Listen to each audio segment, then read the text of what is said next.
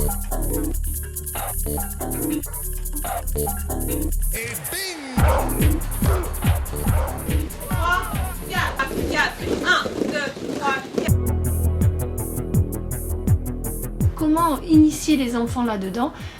J'ai regardé dans le coin, il n'existait pas d'école de cirque, sauf celle de Draguignan, mais elle avait fermé ses portes. Donc je me suis dit, tiens, pourquoi pas ouvrir une petite asso? Et au départ, j'ai ouvert, mais franchement, je pensais que c'était pour 15-20 gamins, quoi. On est parti tout de suite à 17-30 gamins, et on est passé à 120 l'année suivante, et puis etc., etc. Et on s'est fait attaquer par 410 enfants, quoi.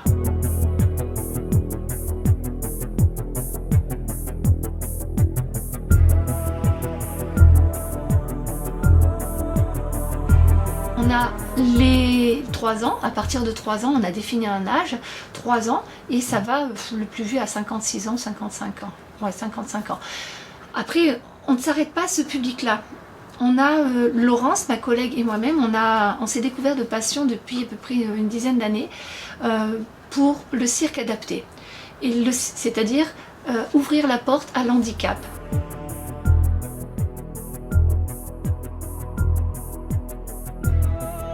On a construit une structure dans notre local spécifique pour recevoir des aériens.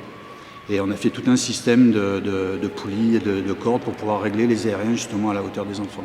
Donc ça, tous les ans, on fait un check complet. Donc on change les cordes, on change les poulies, on change les mousquetons. Voilà. Donc après ça, on met de côté pour éviter que les enfants s'en resservent. Dès aujourd'hui, il faut prendre des habitudes. On ne recoiffe pas ses cheveux, Nino. On est sur scène.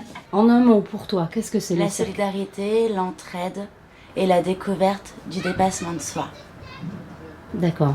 Donc c'est se dépasser soi-même avec des agrès de cirque, tout en respectant les autres, les aider. Et il n'y a pas cette notion de compétition comme il peut y avoir dans la gymnastique ou le football, le handball, etc.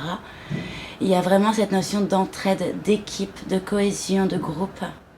Ça nous fait grandir dans la tête quand on est plus jeune, parce qu'on reste avec des plus grands, mais sans être trop non plus dur, parce qu'on rigole bien et tout.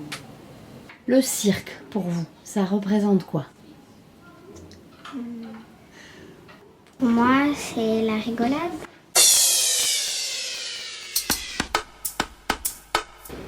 Ici, première étape, c'est de venir se coller aux mains, déjà pour avoir un contact.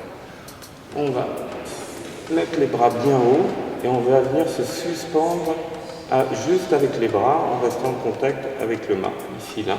Et ensuite, on va venir se positionner en grenouille et on va venir s'asseoir sur les talons, toujours rester collé aux mains pour avoir plus d'adhérence. Et là, on se retrouve dans cette position dite de la grenouille. Je tends les bras. Je pousse sur les jambes, je bloque avec les avant-bras et je viens m'asseoir. Et je peux continuer comme ça. Là, non.